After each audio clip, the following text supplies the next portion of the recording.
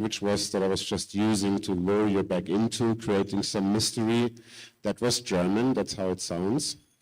And it was completely on purpose that you didn't understand anything. But I see it's working. We're slowly getting back. The cameras are being manned. And the stream is about to start. And then we're ready for the next talk, coming from Newnome Beauton, who also has created wonderful courses for the Node Institute already. And the special thing here is what also makes it such a good match for the theme of this festival, which is natural intelligences, that Artem has a background in microbiology. And he does very interesting work where he uses scientific databases to inform data visualization in TouchDesigner. And so I'm very happy that you came on this trip with us. And we're ready with the stream, so without further ado, looking very much forward to what you bring to us. And after his session finishes, we had a couple of questions. Artem will give a workshop about the techniques that he's using, also with a special respect to POPs, in the workshop room where I had my workshop, which is after the buffet on the right. Gives you another opportunity to slide by the buffet and pick up something tasty. And you'll have to make the hard choice between joining this workshop or joining the panels, depending on your preference. Again, thank you for coming, and we're very much looking forward to what you have to tell us.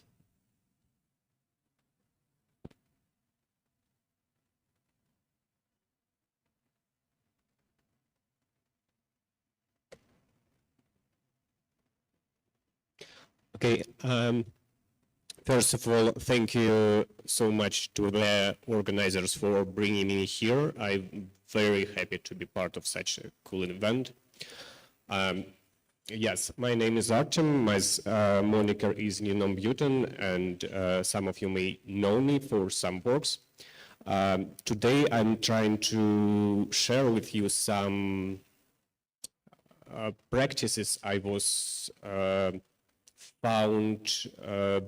found useful in basically my art and partly my life. Okay, it's 2019. I just finished my master degree in bio and starting postgraduate research. And I was, to be honest, frustrated as hell, as I maybe didn't anticipate that science is such a complex thing, and to get a decent result, you need to work for years, usually. And I was trying to find a new hobby that will just bring me a little joy and give me fuzzy dopamine for myself. And absolutely accidentally, I stumbled upon TouchDesigner. First, I tried to learn it by myself, and it wasn't happened. So sometimes afterwards, I found a course that that lasted for 3 months, and my tutors were Eugene Afonin and Jan Kalberzin, astonishing artists and teachers who actually infected with the desire to learn TouchDesigner a lot of people. And so I'm very grateful to them for the course they had. And here's the first point I want to deliver is that to learn something is it's much funner together, and I wish you to find a decent tutor in your life and collaborators to do that. So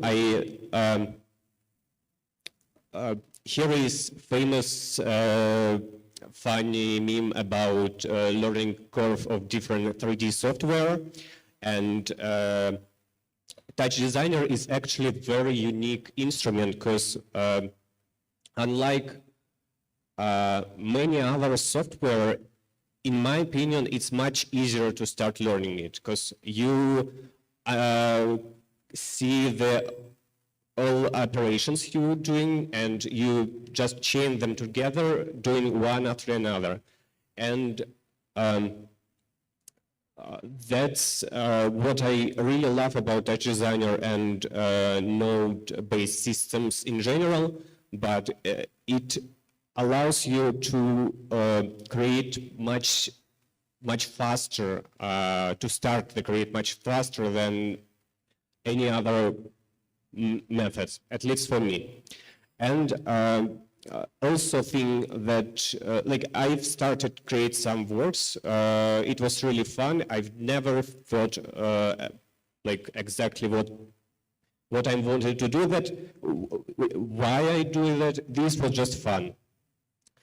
And here is also a thing I believe I found important quite some time afterwards, that all the mistakes and discoveries you made at first, at the beginning, they're very unique, and actually I recommend to save all of them, because you may find something that experienced guy would never think of.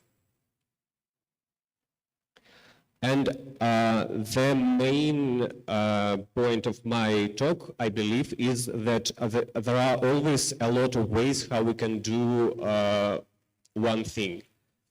Here is slime mold example. It's a nice metaphor for this phrase, because we have one goal and many plausible networks how we can achieve that. And each of these ways is unique, and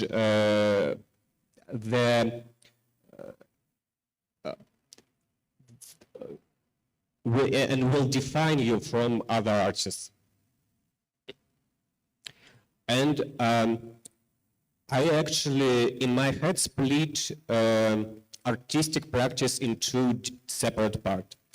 One is math, and math is a basement, fundament for your artist practice. For me, it's a language using which I can explain to the computer what I want to do. And as with many things I will say today, it doesn't necessarily the important thing for you. You can totally do things without understanding math at all.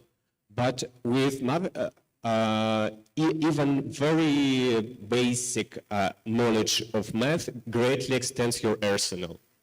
And there are many areas of math. I found the most interesting one for myself as trigonometry and linear algebra. Also, it's very cool that I know some statistics, because it also helps to shape some natural processes.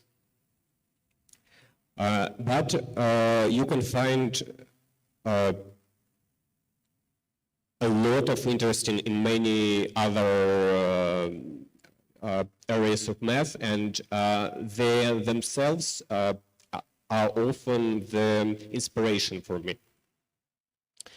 And approximately at the same time when I started to learn TouchDesigner, Paketa 12, famous TouchDesigner artist and teacher, started to develop his RGB math, which was very inspiring and interesting method for me. The idea is very simple. We have pixels, and each pixels contain at least 3 values. RGB, and using the values in these pixels, we can control the positions of the points. At that time, we didn't have props, and there were pretty limited ways how we can create complex surfaces with TouchDesigner. SOPs are not really working if you want to make something really complex and detailed. So I understood pretty fast that this is this could be the way how we can achieve that. And here is a small example of that. I have pretty limited understanding of math. I just came at some point to the conclusion that we can literally translate any parametric equation into the TOPS system. TOPS allows us to very intuitively align math parts of this equation into one resulting texture. What is happening here? We have two parameters, U and V here, and we supply them into we literally do math using very simple operations, add, divide, multiply, and so on. And we create a channel, a single texture for each of these components that we have in this equation, X, Y, and Z, and combine them together into one structure. And the reason why I still, there are, again, many ways how we can do that, and most convenient, I believe, GLSL, but I still love to do these TOPS networks, although it could be tedious. They allow to, in my opinion, they allow quickly test a lot of different complex operations and see what works and what not. You actually can place any TouchDesigner operator in any link here and get interesting result. As I just put pixelate component here in before Y coordinates and get this Möbius surface splitted. And I do not think that, it's totally possible to do the same with GLSL, but in my opinion, not so fast, and you can get a lot of untrivial and unexpected results out of this. I've done 2 or 3 years, just constant work with TouchDesigner, and done quite some decent amount of works, the very, very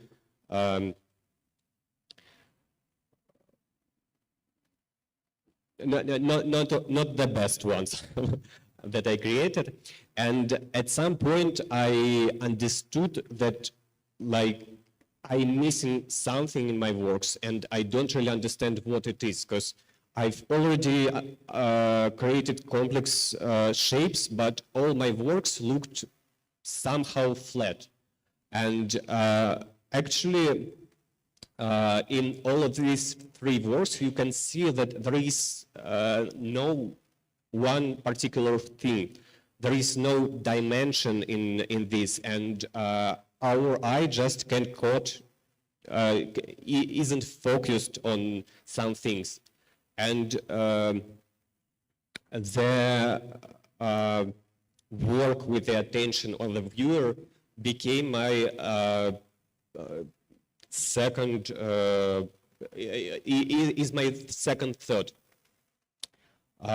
First of all, when I started to learn TouchDesigner, I didn't have any artistic background, so I really didn't understand how we can create image, what parts of image consist of.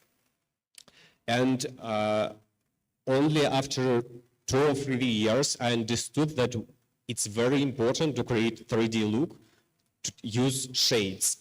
It's a very basic thing, but it took me some time to understand that.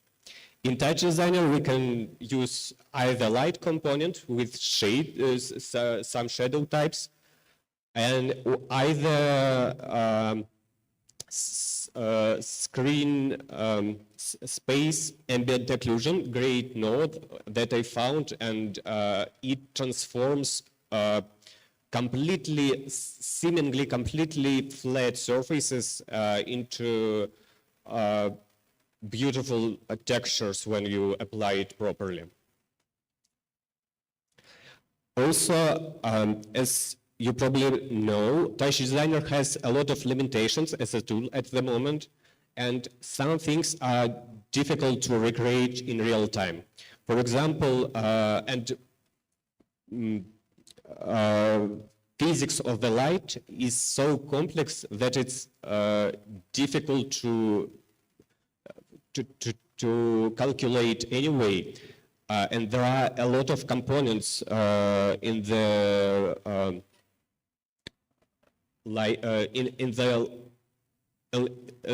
lighting of the 3D scene. For example, here we can see reflective colors in the shadows that if light hit the wall and then it comes to the shadow, it colors this shadow, and this is something that TouchDesigner is missing at the moment. And the good news is that we can fake a lot of things, and sometimes these very simple tricks and simple fakes could give pretty complex look. For example, here in the scene on the right side, there is no light at all. I just placed 3 rectangles with the different lights, and shadows are literally the same rectangles with soft mask at top of this shape. The other thing I really love to watch in 3D works is that we have decent reflective surfaces that reflect everything around them. And this is also something not so easy to do in TouchDesigner, but here is the trick how we can fake it. And here on the right side, you can see this sphere with the reflections of the upper and with a reflection of the both shades around it.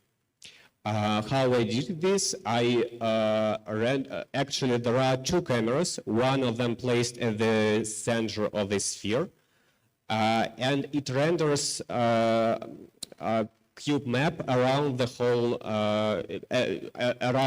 around itself, and then we can supply this environment map to the reflective surfaces. So we can, it's not really fast though, but it's possible to get a real faked reflections out using this technique. I also think important to understand for to create depth is actually depth of field. The fact that we do not see objects sharp in real life. There is always blurriness in the area near the camera or our eye or afterwards. And here, for example, you can see my work where I accidentally found this trick, and you can see that we have at this moment direction of our eye. We see the closest shape as sharp, and we notice it first, and then our eye goes to the farthest point.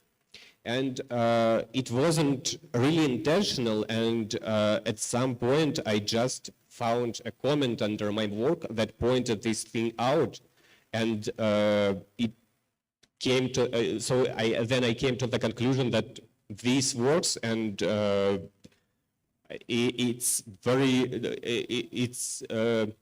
important to use in your work. And this thing about the shadows and depth perception is just a part of the more complex discipline which artists usually studies. It's a composition. Composition is a way to manipulate the focus of the viewer and to create a hierarchy in your image. In other words, if math tells you how to do things, composition answers the question what feelings the spectator or the viewer should feel during when he works at your work. So you need to very carefully highlight important things and mask not so important. And also there are a lot of tricks how you can clay all these things, like all different parts in your image together. For example, here are some stills to illustrate you pretty basic things in composition. How we can make these spaceship looks small, like very, very little. We can simply just make it smaller, but still like, and why does it feel small? Because we have two different things here. We have canvas, which is a negative space around this, and comparatively to this, we can see that spaceship, it's not so big. But to enforce this feeling, we can place a really big object nearby to make an emphasis, to create a contradiction between these two shapes. And here we can, here I need to bring the word contrast, very important in terms of composition. We have, for example, here contrast in shape, this one big one shape, and there is small one. And also we see slight contradiction. This one is pretty active element because it's diagonal. Diagonals are usually active elements.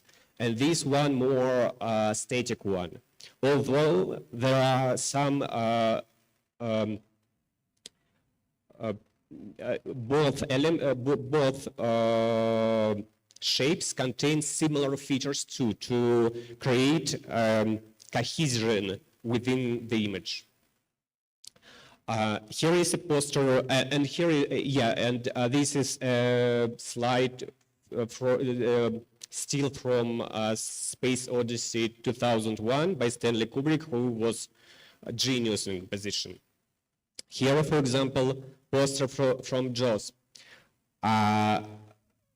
And there are a lot of interesting things in there. For example, we see here the girl is horizontal, and there is also very drastic contradiction between the vertical shape of the shark and a girl, which was enforced by the rhyme of the sharp shapes of the tooth. And even if we remove this, remove shapes at all, we see that the line of the horizon line is actually very high. So we see how this space narrowed to the edge, creating very, very sharp disproportion between these two worlds, creating unerring feeling. Same here for the steel from Parasite, where we have two different steels, and one of them very open and creates very comfortable and peace feeling, and below we can see that the main character is beyond the literally some cage or something, but we can change any elements here and to something similar, and the composition will stay the same. Here is shot from Matrix 2. We see this person enclosed in some space. We see a very sharp silhouette of the car driving towards it, and it creates the feeling of the danger. The same thing with the color, that you can manipulate the focus of the spectator, of the viewer, using only color. And this is also a very simple example, but very working one. Using the only one color, we identify the main character in this, easily identify the main character in this scene. And we understand, our attention is instantly captured by only one point in this scene, although there are a lot of different contrasts in this picture. And the thing is with composition that you actually can change any element to any other element, maintaining the same composition, it will feel the same. Like here we have some steel frame from Alien, where we have also two shapes, one sharp shapes that gravitates toward another one, more static one. And we can see that this absolutely the same principle was used in this poster upwards, or in these drawingwards, or even in the basic knowledge of composition came out of abstract paintings. So we have two very different shapes that are different in that example in color. In one shape is more dynamic, one is static, and the contradiction between them creates a story and basically delivers a thought, an idea to the viewer. Next thing I would like to discuss is a couple of principles how we can deconstruct image and how we can recreate organic image. And in the first talk today, there were covered a lot of interesting things, including some like a lot of important things about organic things, but also while we can simulate pretty good many things, the simulation is still far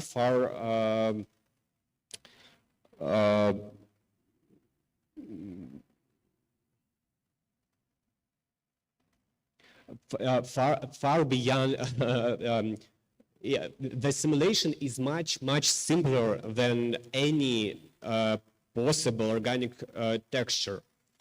The reasons of this is that in the real world there are a lot of different factors and they all works at the same time. For example, here we have microgeometry, we have different layers, we have work of different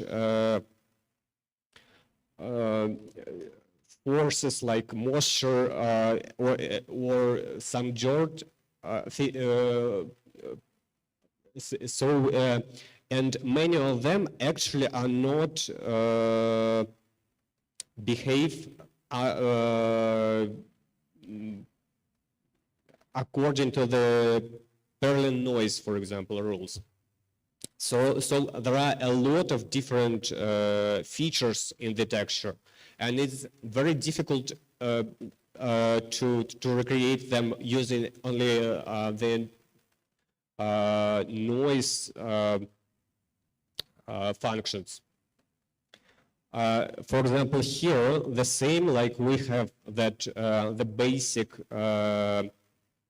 shape of the Voronoi noise, and we have the same noise in the nature, but it's much complex, much more complex, and it contains non-noise structures and process history, like different fibers here, cracks, scratches, also the light scatters differently in different parts of this image too.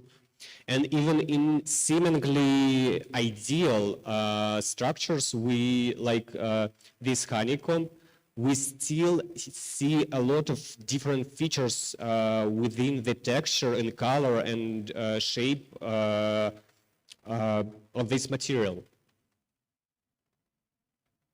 And I think it could. I thought about this for quite some time, and I think these things could be called glitches. As in every medium, for example, in TV, we have a specific artifact of this medium for is glitches that could be viewed as artistic thing by itself. We can get very interesting results out of this, but absolutely each thing is actually created within a specific medium, within a specific material, and these materials usually have, like not usually, every time has specific artifacts by itself, like we have scratches and dust and some flashes in the old photography, or we have very specific texture of the paper in newspaper, or even here you can see the work of many forces together, like this is an image figure from the scientific paper, and you can see that while we have different, by the way, a very organic shape by itself, we have unevenness and different dirt on the background. We also have uneven edge of this image here, like when someone who created this image placed them, these pictures together, he didn't do it ideally, so they are not perfectly aligned, and this is, in my opinion, the secret of the living image.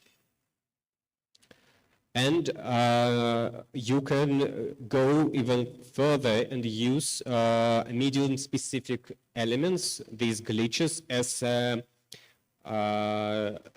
meaning too, because here, for example, in the work of Seskamol, you can see that UI elements of TouchDesigner were used as artistic expression as itself, like, or on the right side, we can see the Roger Ikeda work, Dataverse, which is very impressive by itself, like, but we can recognize that actually the body of this work are created from specific software called genomic browser used to view and to map different genes for the scientists. And without this additional, and so this UI creates additional, and I believe the main meaning in this work. Without it, it's just very abstract, cool, but abstract and mostly meaningless work. And also want to bring your attention to how is this work presented to on his website. He placed these people here who, like, again pointing back to composition, he extrudes the composition of the work itself, further placing different objects in space and creating a tension between the artwork itself and the spectators, continuing it into physical space. And next I want to show a small breakdown of my project I prepared specifically for today. Today we have here some shots of Spirogyra. It's a seaweed and a very cool one. We can this is one of on the right side of the picture. We can see the cell of it, and green part is a chloroplast, the thing that do photosynthesis. And again, we can recreate it completely different, using completely different methods. For example, we can do this shape using the only SOP or POP geometry, so real geometry.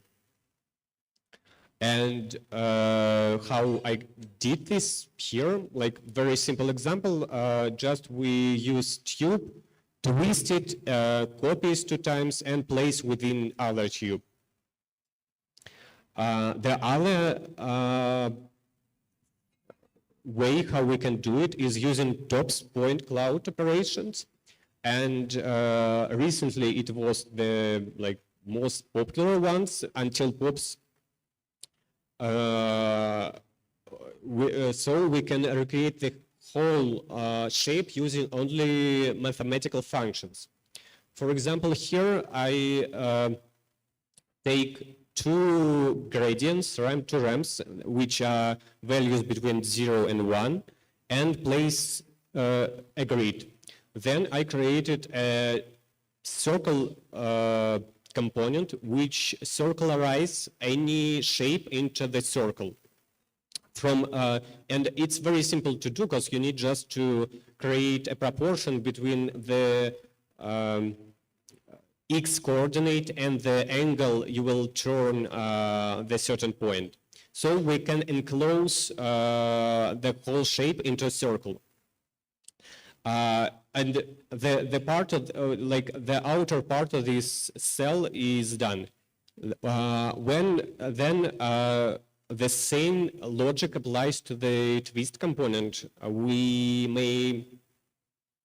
I also created a twist, which is very similar in its logic to this component, but it turns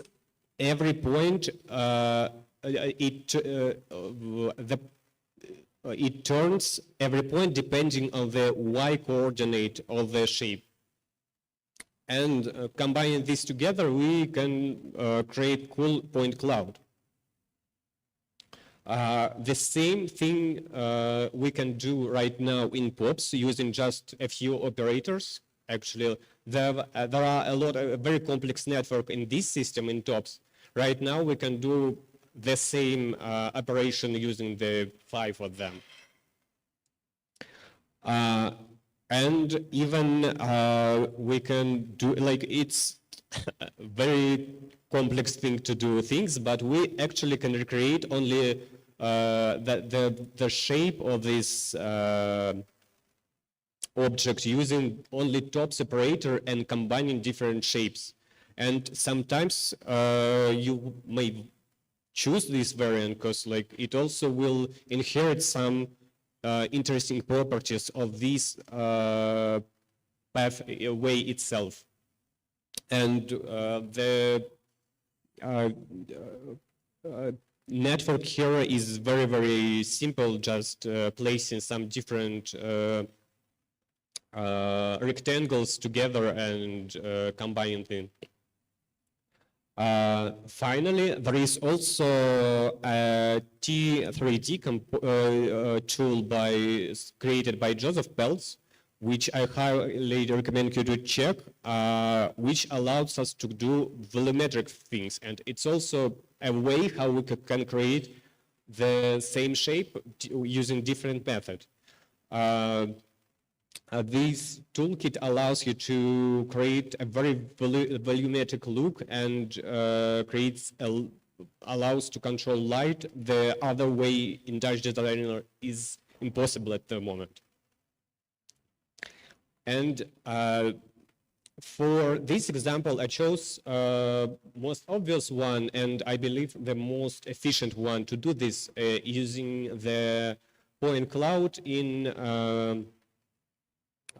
POP context. Here we first need to build a primary form, so we just need to copy a couple of spirals within this cylindrical shape.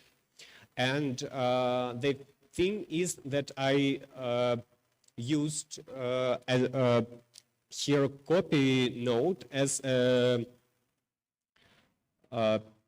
way to create a spiral, because I want, so I created a spiral line and placed a line in each point of this spiral line. So we have literally a number of linear shapes aligned within spiral. You will understand now why I did this.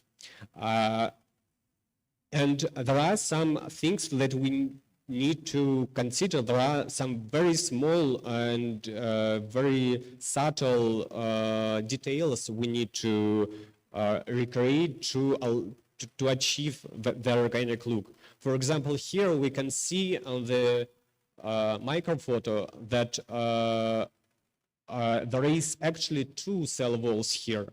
And I recreate these 2, creating the second layer of a cylinder atop of the inner one.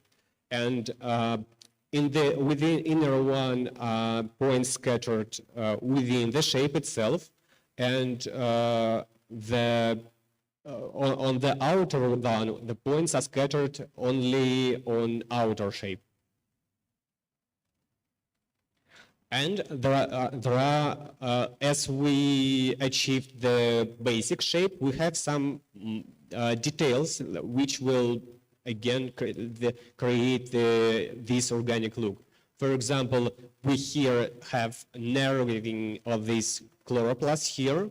We have a noisy, very uneven edge of the chloroplast itself, and also we can see that there is inner channel within.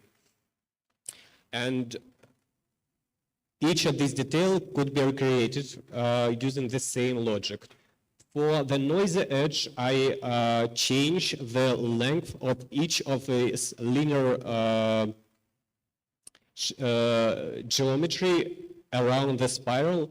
So we have recreate this uneven edge. There is an inner channel within created by just copying a bunch of circles along the same spiral line. And the narrowing part here, you can see that is done using lookup node. We just create another multiplier for the same lines, and the multiplier goes from 0 to 1, and 0 on the ends and the 1 on the middle part of it. So whatever length are there here, you can multiply them by additional value and get narrowing the edge.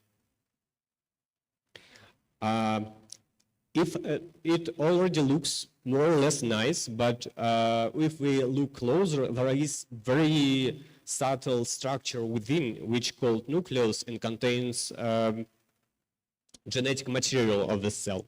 This is half translucent thing, and I believe this is one of the most beautiful structures in this cell. And we can recreate it using the same logic.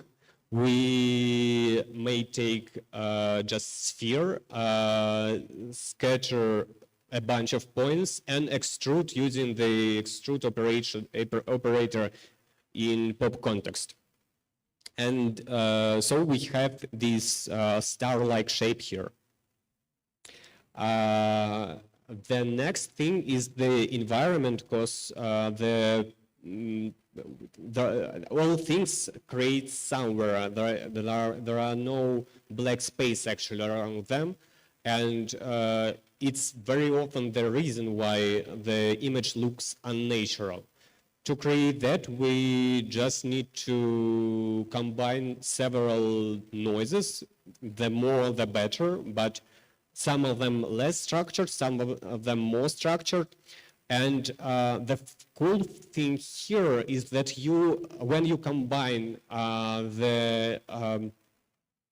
this debris component with the cell component, you then can use noise to control both of them, and when the noise moves, the movement will be very natural, because it will affect all points at the same time. So it will create an illusion that we have a flow around all objects. And the sweetest part, but I believe like this should be at the end of the time, is post-process. We can see that like we still do not get really good result yet. We see very digital nature of this image, and they see that in photo there are different aberrations, different glitches that are preserved within this image. For example, this very subtle effect, chromatic aberration, when we see slight red, blue, blue on the edge, we see very, very heavy blurring and very thin, sharp point of focus. And we also have some inconsistencies in the background. And to create this submersive depth of field effect, I used another tool by Joseph Peltz. It's called PCR, and what it does, it actually instance in each point of this shape, of this point cloud, not one, but a bunch of points. And you can control the scattering of points in the space using the parameters of this component. So we can create, it's basically physically based off where some points are scattered more and some of them less. And we already get pretty good volumetric look here. The other thing is chromatic aberration. I very love this effect. It's also can be done in many ways. One of them is displacement by one channel when we displace image just a tiny bit only in one channel. For example, here is the red one. And it creates very cool effect. It's very important to use it accurately, as if you use a lot of chromatic aberration, it will look funny. If you didn't check this tube by Supermarket Salad, I recommend you to watch this one. He uses this technique and extends it in feedback to create these rainbow, very subtle rainbow iridescent surfaces. And here, the last part, I believe, of the creation is just some color correction and combining with the background.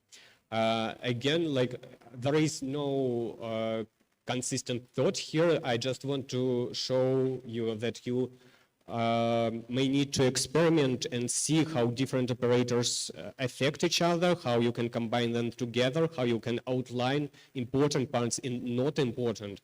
Again, there are a lot of different noises on the background, and also you can see the vignette here, which is also a distinct feature of the microscopy, for example.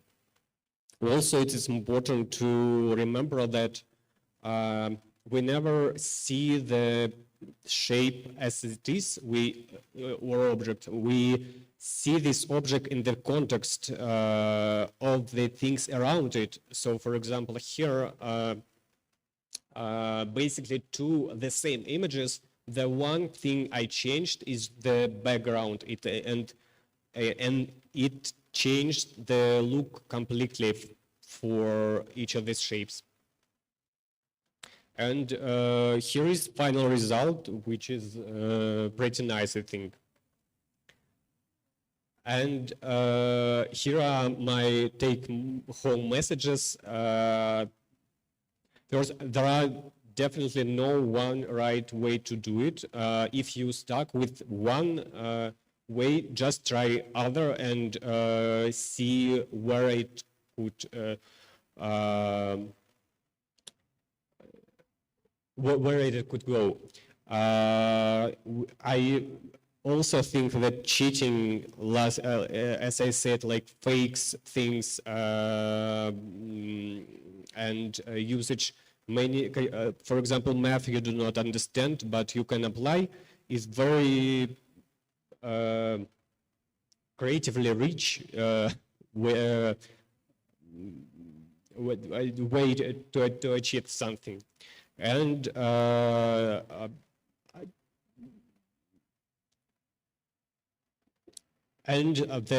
also important thing is to learn how to deconstruct things properly, how you can distinct different parts in everything, because each object contains its own characteristics and its own textures, its own glitches, and it is very important to notice them and to realize how to reconstruct them.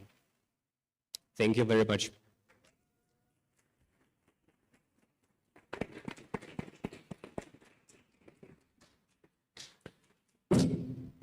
Oh, thank you so much for this amazing talk. It's really nice how you deducted from like really basic principles of composition right into the depths of TouchDesigner. I'm wondering, because you're going to lead a workshop now, concluding to this, what can people expect in this workshop? Is this directly related to what you just explained? In workshop, now actually, like on workshop, which will be right after this talk, we will see at different tools we can use for getting scientifically accurate data from different databases and convert them to use in TouchDesigner. So this one was just like purely artistic recreation of the shape, but we also can use different sources. For example, scientists generate a lot of data, a lot of actually free data, and I rarely see that artists use them. That sounds super exciting, and I cannot thank you enough to make the effort to make this wonderful talk and prepare something else for a workshop. So we really appreciate that. In the light of the time, I would say for you, our dear audience, comes now the time of hard decisions. So either you can join Artem for the workshop in the workshop room beyond the buffet, or you can stick here with us. We're going to make maybe a 10-minute break, and then we're going to start discussing with several participants. First, the topic of VJing and how artistic experimentation. We heard how important it is, and my personal theory is that VJing is kind of, for media arts, like really a breeding ground and a very important experimental field that brings playfulness and here. And there's almost no one in the TouchDesigner community or in the wider media art field who hasn't, in their past or in their presence, enjoyed VJing at parties. And we want to discuss how that is has a certain importance and significance. Even so, VJing maybe is often considered something ornamental and not important. And in the second part of this panel discussions, I want to look at economic world that kind of develops around TouchDesigner with lots of Patreons and so on. And on the other hand, the more traditional world of sharing and how these two could maybe be in conflict to each other or how they also complement each other. And I want to discuss that also with a couple of members of the community that, for example, earn money through Patreon, what it enables them to do, but maybe also what kind of effects we see on the community and what kind of values we want to give to a new generation of touch designers. Do you have questions?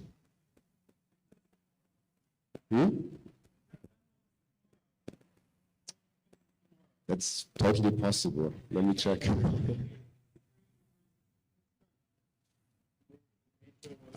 Damn it. Yeah, okay, sorry. So forget what I just said. Just stick around for the panels if you're interested in discussing topics, hearing different ideas from different people about nature, technology, and why we may be now so interested in nature, because we're about to completely destroy it, and what that means for media art, and so on.